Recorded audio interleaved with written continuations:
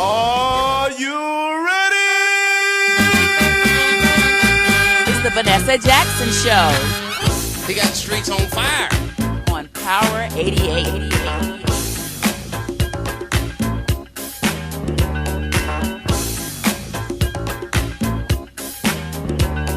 Good morning. This is Vanessa Jackson, where you get real talk all the time. I want to say welcome back to the Vanessa Jackson Show, and I am your host, Vanessa. Today, I have the wonderful and talented actor, Larry McCoy, sitting in with me today. You've seen him in movies like Players Club. He was Sammy in Malcolm X. He also co-starred in Bulletproof with Adam Sandler. He was in Dead Presidents. Mr. Larry McCoy, thank you for being on the Vanessa Jackson Show today. Thank you for having me, darling. I needed some recognition in this world. Okay. Hey, I think you've earned all the recognition because the movies I named are just a few of some of the work that you've done. So, being a black actor in Hollywood, how do you think Hollywood been treating you? Hollywood is a very complex situation.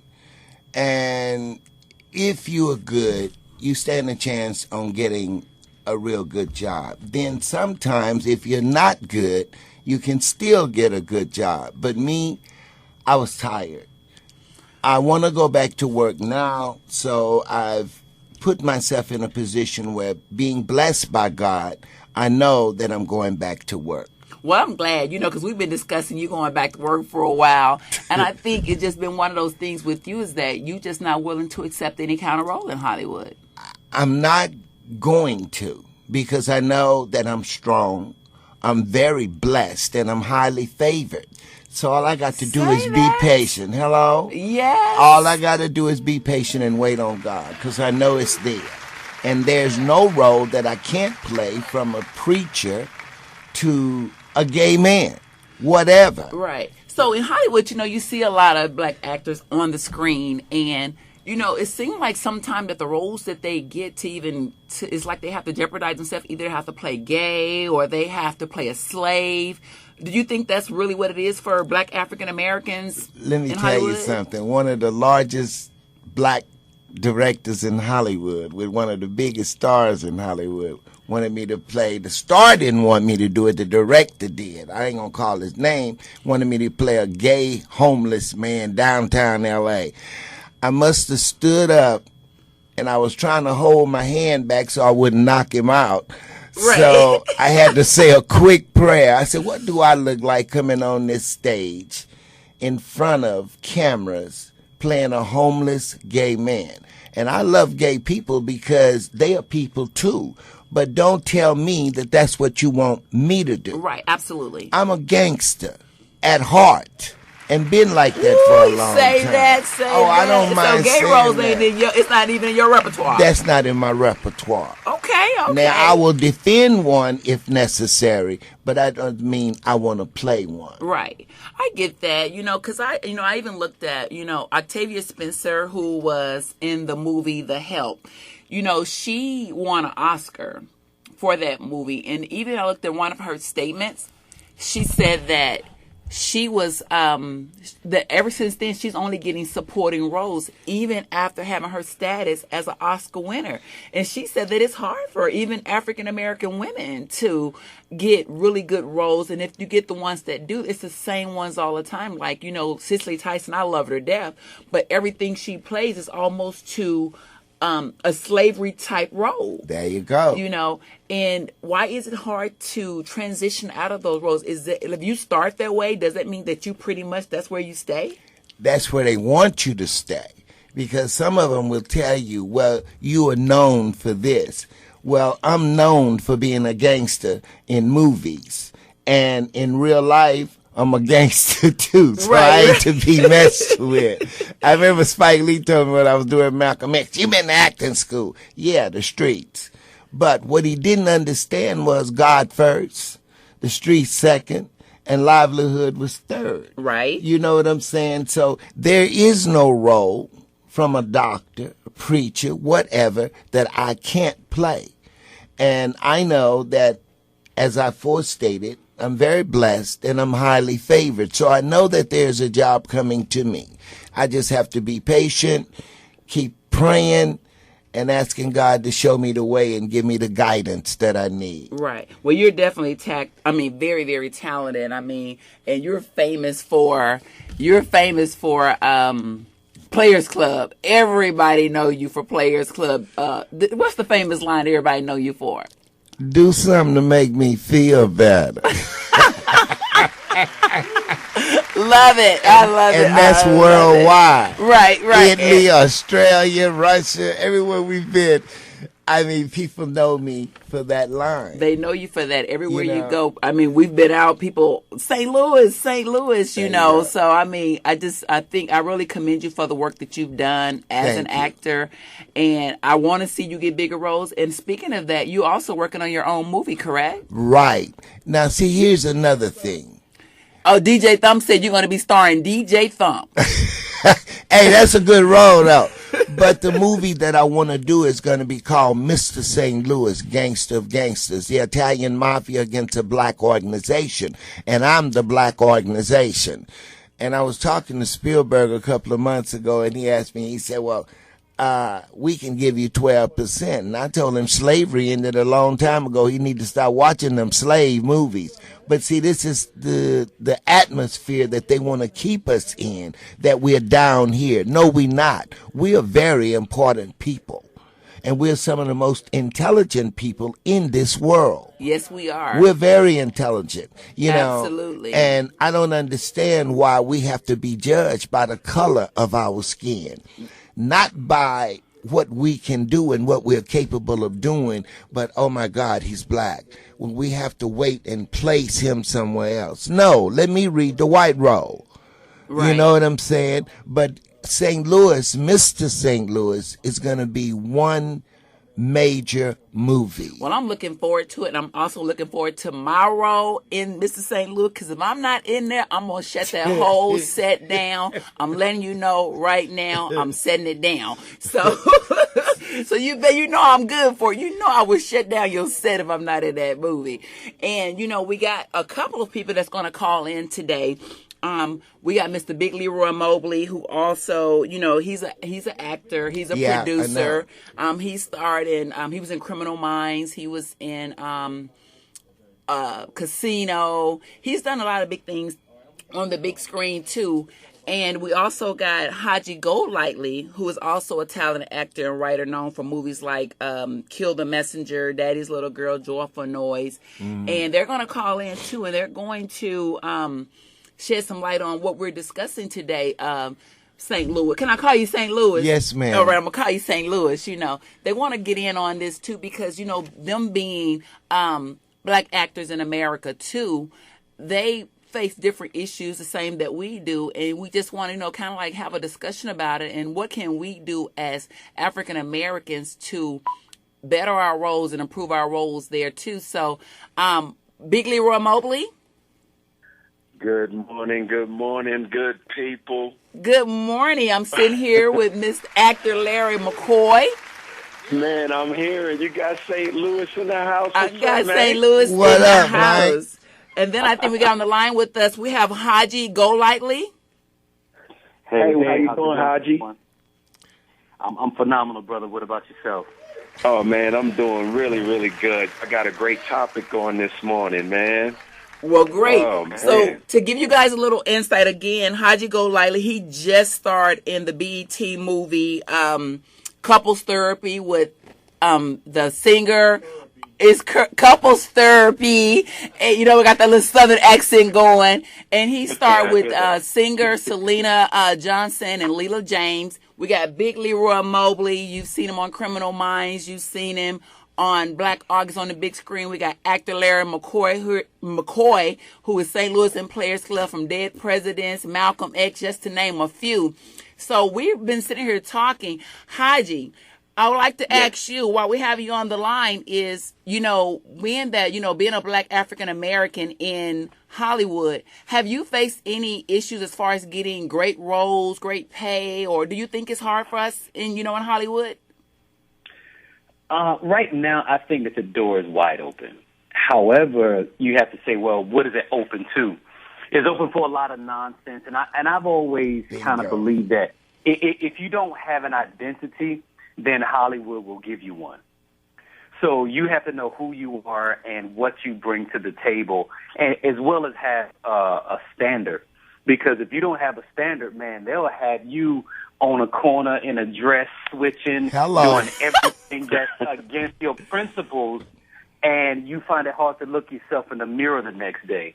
So I think that it's on each individual to kind of define themselves for themselves and not let the industry determine the direction of your career. Right. Good answer. Now, with that, do you think, have they ever offered you any of those kind of roles that you just say, you know what, I'm hajji, like, I am not doing this. This is not who I am. Man, I've turned down several things. I mean, I've gotten the call to the executive producer's house in the Hollywood Hills, you know, with the big proposition to do something that I could not do as a man.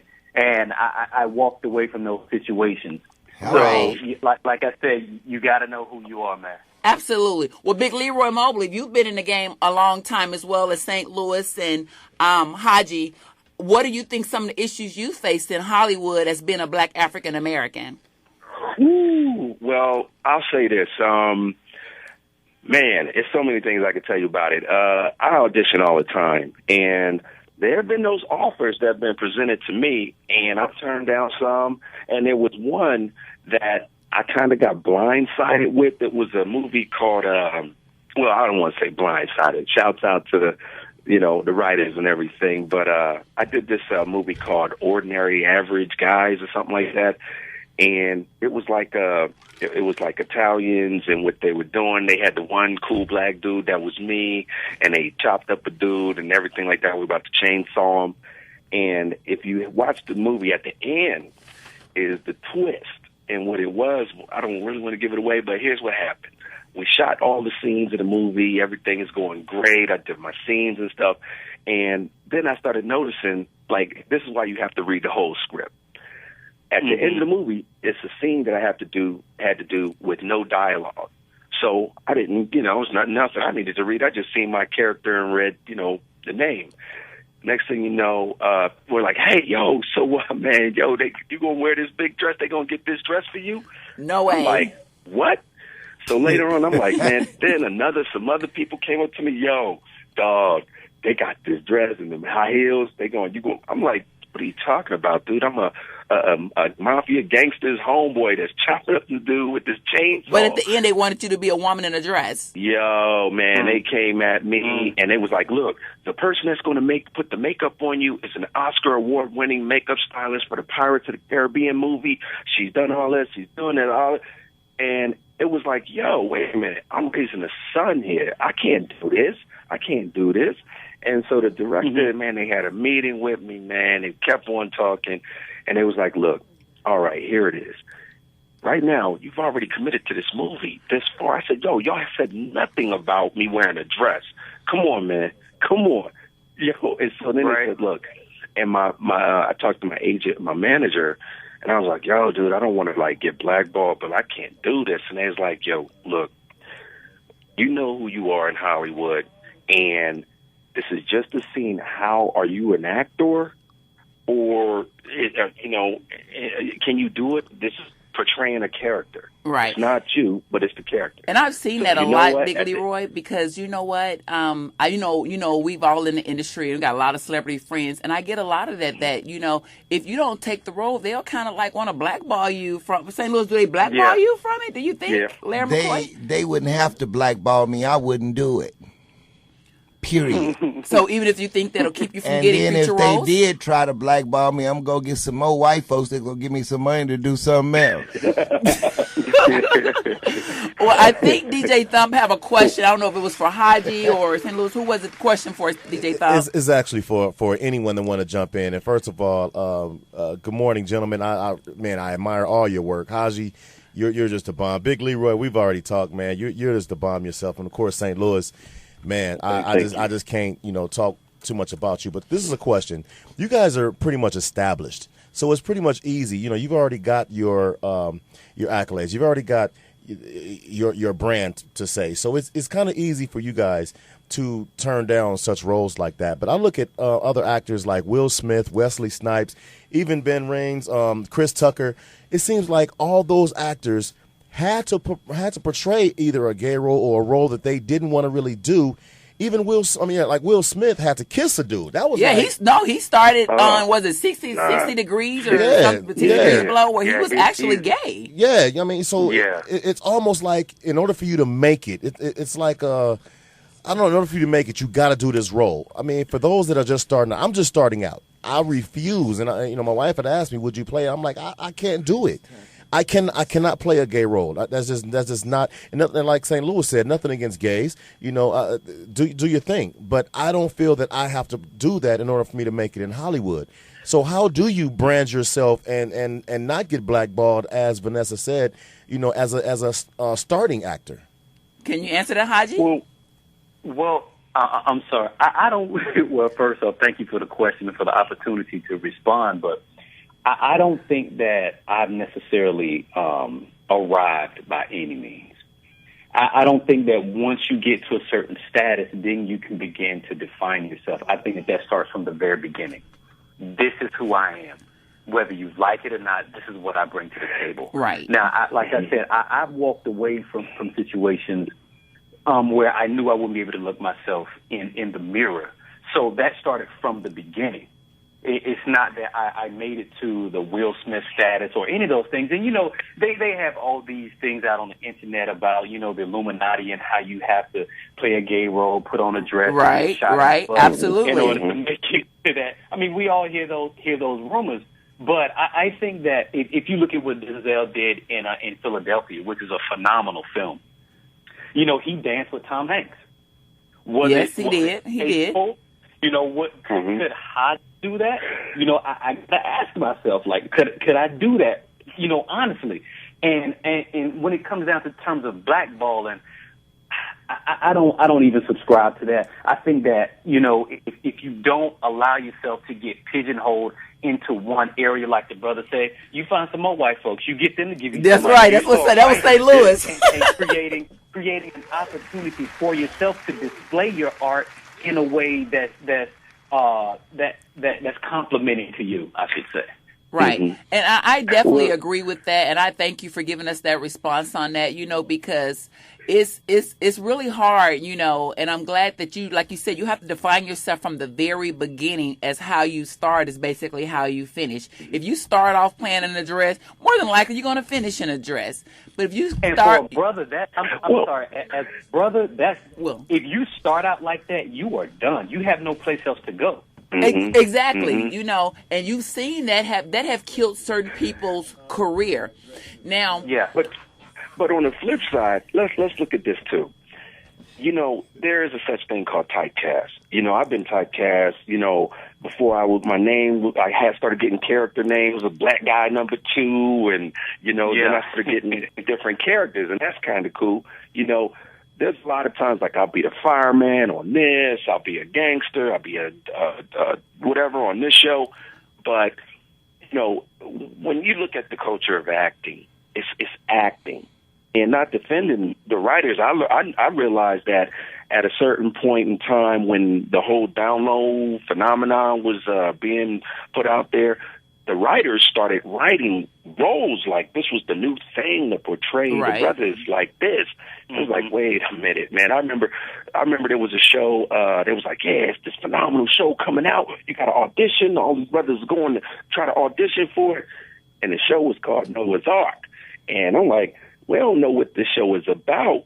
Next thing you know, I'm looking at the sides. The sides is like a miniature piece of the script. And I'm like, whoa. I can't do this. This ain't cool for me. Like, so I turned that down. But, it's hard, especially when you're a new actor. You're trying to find yourself and see who you are. But, those roles, I feel like you could look at a character like, I like the actor Johnny Depp. I think that guy has major range. Very, very talented. He's done all kinds of things. If he did a role like that, people would look at him like, oh, you are very talented. He's a talented person. Now, on the other side, you get a brother that'll do a role, and now you'll see him in the movies and be like, he did that role. One of those, you know. Right. So you'll kind of be plagued and marked, unfortunately. Right. That's what I've seen. Absolutely. And then, we got St. Louis here is the gangster of all gangsters, St. Louis. So if Hollywood called you right now and say, hey, we're going to give you $1 million, but you got to wear this dress. So you telling me that you would turn down this role? Please don't curse, St. Louis. What I think is this: they're gonna try you until they hear you say, "No, I'm not doing this." See, that's one of the things about black actors in Hollywood. We don't trust each other because it's so easy for me to say no, and they go to the next guy for that $1 million, and he's gonna say yes. I watched 3 or 4 of them do that. But my thing is this: I don't have to wear a dress to pull a 45 from my waist. So I want to have a suit on or a tie or a baseball cap turned sideways so when I start shooting, I don't hit the top of my cap. That's how I feel about it. That's how I feel about it. And so, Big Leroy and Hajji, do you kind of agree with this? Is this the kind of same mind frame that you have when it comes to this, that, it's just not acceptable? That no matter money that you put on the table is going to have you define your character as a man and a black actor, basically, correct? Well, this is Big Leroy here, and I just want to say what I think that the thing is if you don't like these roles that they're giving out, start producing your own films. Hello. Absolutely. And that's where it's really at. You have to study the business. I mean, there's a lot of things that come across my table that I'm like not interested in. But it's like, you know what? I know the movers and the shakers. So I get in their ear, hey, look, there's a script right here that makes some sense. You want to make some money. You want to get a nice little rate of return. Maybe you should put some money up into this. And there's a lot of, I had meetings, and I'm wearing sweatsuits and we in tennis shoes talking, and it's as simple as that. Cast is exchanged, the movie's produced, and that's how it goes. So I think if, actors want to get some more quality films that are like tailor-made to them, that's what you have to do. Mm-hmm. So, if I could piggyback on that, I think that as artists, I don't think that we can necessarily afford to get locked into one thing. That I understand that when something is concentrated or when you focus on one thing, it tends to be more powerful if it's concentrated. But I mean, as black artists, we have to be multi-hyphenate. Yes. We have to be able to do more than one thing. So I stepped away from the industry from acting for about 3 or 4 years because I wanted to develop the skill set to write film, to write screenplays. And I was fortunate, and after I did that, I was fortunate enough to be contracted. I just finished writing a script about the most successful bank robbers in the history of America, four black guys right here in Atlanta, Georgia. But that only came about because I took time to invest in other opportunities or to invest in the craft when instead of bemoaning or saying, you know what, I'm blackballed or somebody won't hire me or me just being a guy standing in line with my hands up like, hey, coach, put me in. I promise I can play. Absolutely. No, I'm about to do other things just like, and also I think that people have to do what's on their heart. I think that God gives every artist something specific that only they can bring to the table that nobody else can do. So if Big Leroy tries to do his Denzel thing, it's not going to work. That's not his brand. Right. He has to know his own brand. Just like me, Hajji has to know his own brand. So I took that whole concept and I just wrote a Christian action film, which was something like my faith informs my decisions. So I wrote. I love action and I love the Christian aspect of it. But if we look out on the television landscape and in film, all you see is everything's about witches, everything's about zombies, about ghouls, and we think that's the thing that we should fear most. But I said no. Let's flip it over. Let's show what happens when light comes in contact with darkness. And let's put that in a beautiful narrative and allow it to be entertaining. So it's doing things like that that's going to give us new opportunities and give rise and a new consciousness to what it means to be, I don't even want to say a black actor, but just not being limited to what Hollywood says we can do. Okay. And Hajji, St. Louis got a question, too, but he want to piggyback off what you just said. I want to know something. Hajji, Big Leroy, my Yeah. name is Larry McCoy, and they call me St. Louis. And I know I'm a bad whatever. I need help getting this money for the movie I want to do. That's going to be the largest gangster movie, not of color.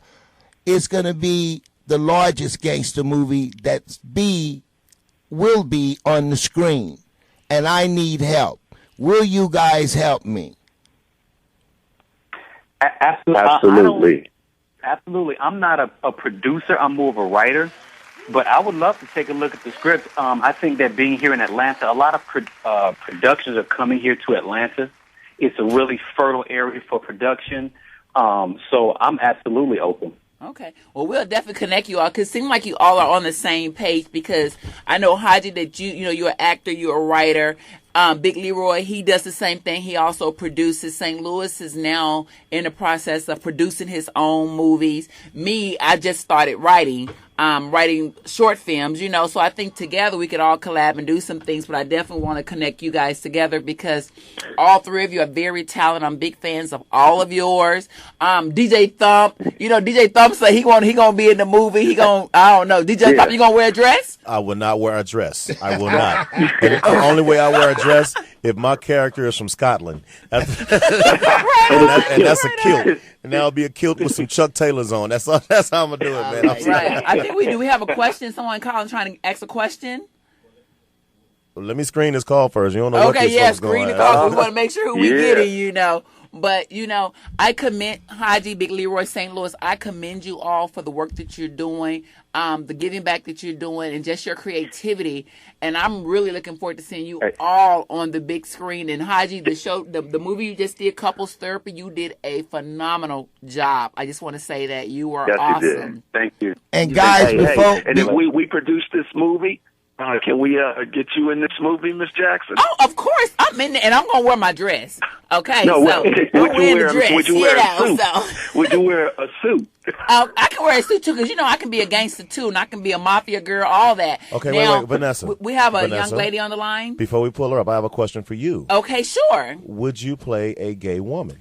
I'm not. That's a negative. I'm not going to be able to do it because I'm going to jail. Y'all know I go to jail. I'm not gonna be a support type. Sweat in the car. Well, if you go to jail, you really gonna play a gay woman. No, I'm not gonna play. No, she ain't. I ain't gonna play that. I ain't going there. I ain't gonna do it. It ain't gonna happen. Hey, y'all put me in. Big Leroy, Hajji, St. Louis.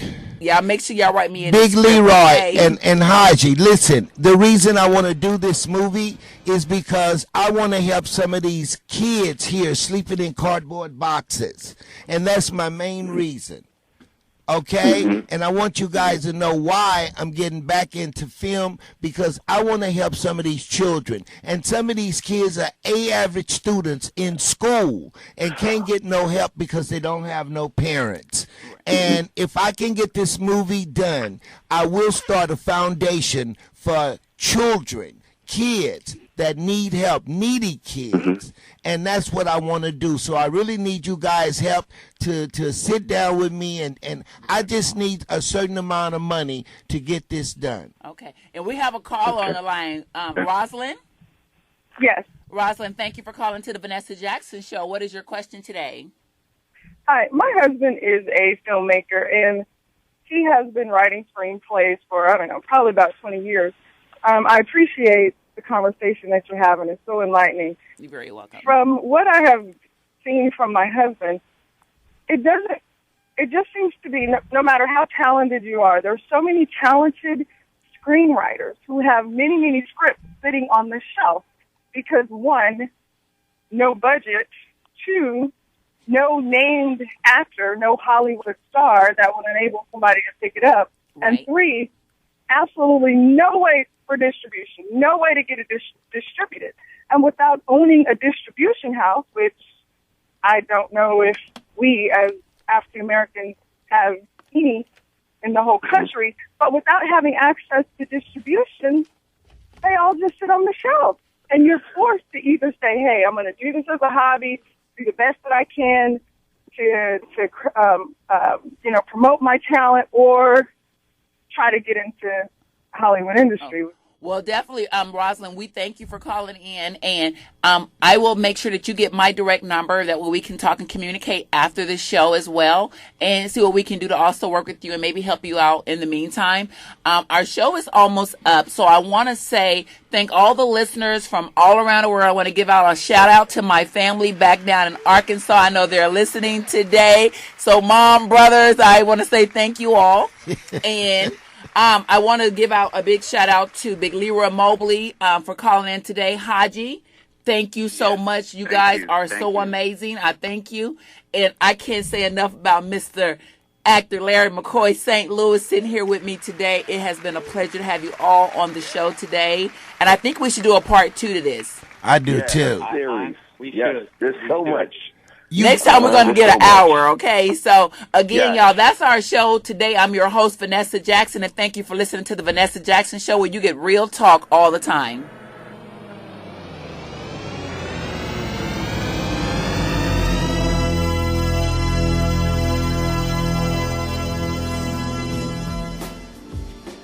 This is the last take for the night.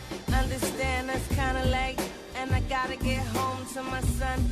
So special to me, I mean, I gotta see him. I need to breathe him. That's my baby. Don't call me crazy. I love the studio, but I love him more. Let me give you what I got. So I woke up in the morning feeling fresh to death. I'm so blessed.